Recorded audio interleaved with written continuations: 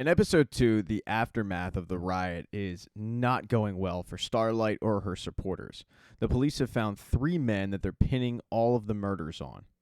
Not only that, this story is the talk of the news.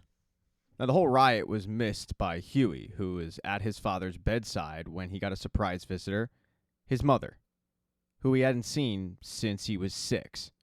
And he's not really happy to see her. Their reunion isn't made much easier when she reveals that she works for Vought, who, obviously, Huey is fighting at the moment. All of this pent-up aggression comes out of Huey. He flips out at his mother, and then he gets even angrier when he finds out that his father gave his mother power of attorney. He can't quite figure out why she did that, and she reveals that last couple of years they started talking again, and for whatever reason, he gave it to her. So Huey's dealing with the emotional pain. A lot of people that are involved in the riots were dealing with physical pain. Like Starlight is at the bedside of one of her biggest supporters and someone who worked for her foundation. Meanwhile, you've got Frenchie, who slept over Colin's house to make sure that he would be okay because he got banged up quite a bit. All of them, though, get called to a meeting with Billy at the Flatiron where he reveals to them that he's going to die in about 6 months. There's a lot of different reactions to this news, like Annie, she just says, "I told you so," which doesn't help. But then there's Mother's Milk's reaction, who pulls Butcher out of the office and says, "You're fired." For Mother's Milk, this was the final straw, the lying. And also, he feels like Butcher is a liability at this point. With Billy officially kicked out of the boys, Mother's Milk goes back into the office and starts going over exactly what could have happened with his ex-wife's boyfriend getting murdered, and Homelander had something to do with it. He's got the pictures, so they start going through the data. And Annie points out that it must have been A-Train that brought the bodies. That's the only logical conclusion anyone could have. It's a pretty ingenious plan, and Mother's Milk has an idea of how it came about. He's figured out who they were meeting with, and it's Sister Sage. He's got her whole backstory and about how smart she is. He figures that she must have been the one to come up with this plan. Mother's Milk's already tapped her cell phone, and he found out that she made a reservation at a hotel not too far away for a conference centered around conspiracy theories. They're going to head there, tailor, and see what they can find out. Before she heads off to that conference, she has a meeting at Vought Tower with Homelander, Ryan, and Ashley. Along with a couple of members of the PR team, they're trying to figure out how to unveil Ryan to the public and make him a soup. I mean, an actual, marketed soup. They go through a couple of scenarios, but it's actually Sage who comes up with the best idea, which is he's got to be on his own. The whole golden boy savior thing, it doesn't work if you're working in tandem with somebody. And the idea of Ryan doing this on his own without Homelander doesn't sit well with Homelander. He's pissed off about it. But he did promise Sister Sage that he would listen to her, and this is an example of that. He backs down, and it's really surprising to Ashley, who questions why she's even there. And Sage turns to Ashley and says, "I'm here because Homelander wants me here." This awkwardness, though, continues into the elevator where it's only Sister Sage and Ashley. Ashley tells Sister Sage, "Look, if you want some advice, you can't talk to Homelander like that." But Sage says, "I'm being honest with him." I mean, is that helping you? You've plucked yourself bald. Sage could have went a lot deeper with the insults to Ashley, but luckily for Ashley, the Deep enters the elevator, and he's actually thrilled to see Ashley because he wants to be involved with Ryan's solo save. AKA, they're going to make it look like Ryan saved the day, but it's all just made up BS. And after hearing this, Ashley just dismisses the Deep and is pretty rude about it. Once Ashley gets off the elevator, Sage turns to the Deep and says, "Why do you let her talk to you like that? I mean, she's a human. You're a soup. She's beneath you." Deep starts thinking about it, and he realizes, yeah, you know what? Sister Sage is right. And later that day, when he goes to the rehearsal of Ryan's solo save, he sees Ashley, and he just tells her, "You can't talk to me like that." And at first, Ashley just kind of brushes it off, but the Deep gets super serious with her, and he scares the crap out of her, instilling his dominance and letting her know who's actually boss. And it ain't her. Sister Sage, meanwhile, headed off to that conference where the boys have arrived, and they're really surprised when they walk into the lobby, and there's Billy Butcher. Just because he was fired by Mother's Milk doesn't mean he's not tagging along. But Mother's Milk is pissed off. He wants Billy to leave, but unfortunately he doesn't have that jurisdiction, and he's going to have to let Billy stay. The group then walk around the conference and they're trying to figure out why the smartest person in the world would be caught dead at a conspiracy theory conference.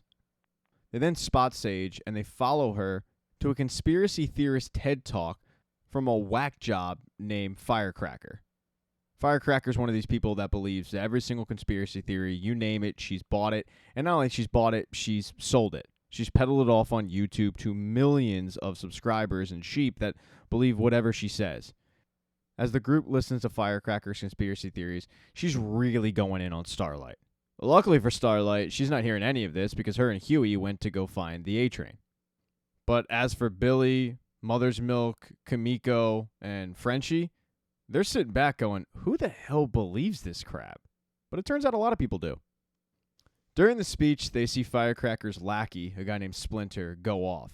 So Mother's Milk tells Frenchie and Kimiko, go follow that guy. And they do. They look at his cell phone and they see that they've been contacted by Sage at a meeting place. And then they see stuff that you just can't unsee with Splinter, a picture, and, well, a human centipede situation. I'm not going to go into the details. You won't see the pictures. It's just, you don't need to. You just don't need to. After her speech, Sage goes up to Firecracker and she asks her if everything she's peddling is just BS. Now, it takes a little bit of convincing, but eventually Firecracker admits, yeah, I'm kind of massaging the truth a lot. I'm making these idiots feel better about their existence. She also shows Sage her power. It's pathetic. She basically snaps her finger and a little flicker goes off, like a firecracker. The only reason that Sage was able to get this out of Firecracker is because she dropped the Homelander name. And she showed her a picture of herself with Homelander and kind of told her that Homelander might be able to use her. This conversation was being watched by Billy and Mother's Milk. They know that Sage has no powers other than her brain, so Billy wants to work her over and find out what the hell she's doing there, but Mother's Milk says, no, dude, this is surveillance only. And when Billy presses the issue, Mother's Milk drags him outside and says, go home. You were fired. The two, though, get into a heated fight. And the biggest problem is Billy Butcher just can't take orders from anybody but himself. The fight does turn physical when Billy says something about Monique, and not only does Mother's Milk unload fists, he unloads a whole lot of baggage that he's been bottling up about Billy and finishes it off by telling him, go home. Now, while the group waits for this meeting to go down and find out exactly what Sage is up to, Huey and Starlight were tailing the A-Train to a park. He was hanging out with his nephews. He was caught, though, by his brother, who doesn't want his sons anywhere around their uncle. And while Annie wants to intervene, they don't. However, when they get back to the Flatiron Building, the A-Train is waiting for him, because he could tell that he was being tailed, but he brought them something. It's the surveillance footage that shows the two guys that were arrested weren't anywhere near the riots when they happened. This is going to get those two guys off. And when Huey asks the A-Train why he's doing this, he says, you could have killed me in front of my family, but you didn't, so consider it a thank you. But Starlight, who hasn't forgiven the A-Train, says, yeah, you can thank Huey for that, because I wanted to do that, and you would have deserved it. To which A-Train says, yeah, I would have. And then he takes off. A little while later at the conference, it's finally the meeting time. The group sets up. They're going to surveil and find out exactly what Sage is up to, but Sage is the smartest person in the world. She knew she was being tailed. She knew this would happen. So she, along with Splinter and Firecracker, surround the group with guns in hand. And Splinter's superpower is he can clone himself. So they're facing a bunch of Splinters. Sage tells Firecracker that this group here is CIA. Your final audition is to kill them. Firecracker has no idea what this audition's for, but she follows the orders, and she, along with Splinter, try to kill the group, but they're unsuccessful. Kimiko goes after Firecracker, while Splinter and his clones go after Mother's Milk and Frenchie. It pours into a bar mitzvah. It gets pretty ugly. At one point, it looks like Firecracker and her group are going to get the best of this situation, so Firecracker starts live streaming. But what Firecracker didn't plan on was Billy Butcher, who never left. He never followed Mother's Milk's orders, and he comes in and saves the group. And once all the Splinters are dead, Firecracker takes off running before she's next. While this madness was going on back in the city, it was Ryan's big day. The cell phone cameras were out. He was supposed to have his solo save, but it was interrupted by Homelander. Homelander just couldn't let Ryan have the shine. He had to protect his son in that moment. And the problem is Ryan is already super, super strong. And when he's instructed to throw the actor that's playing the criminal, Ryan throws him. He splatters him against a wall and kills him. And it eats Ryan up. He can't stop thinking about it. When he gets home that night with his dad, Homelander says, dude, what's wrong? And what's wrong is the fact that, a 12-year-old boy just killed a guy and he has a conscience. And Homelander's message to him is basically, grow up, get over it. Who cares? But Ryan cares. The following day, armed with the information that A-Train give him, Annie and Huey head down to the courthouse, and they get the two guys who were wrongfully accused freed. And Starlight supporters are in full effect. And Annie gives them what they want. Up until this point, she had just wanted to be Annie. She had kind of pushed back on the whole Starlight gimmick. But she was encouraged to actually embrace it by a few people, and Huey being one of them. And finally she says, you know what, yeah, if A-Train stepped up, I should probably step up and be that beacon of hope for this group. And the group eats it up. Annie, though, wasn't alone and having an internal conflict. Frenchie also had an internal conflict. And he FaceTimed Cherry to talk about it. Because, as it turns out, Frenchie knew Colin from a while back. Frenchie killed Colin's entire family.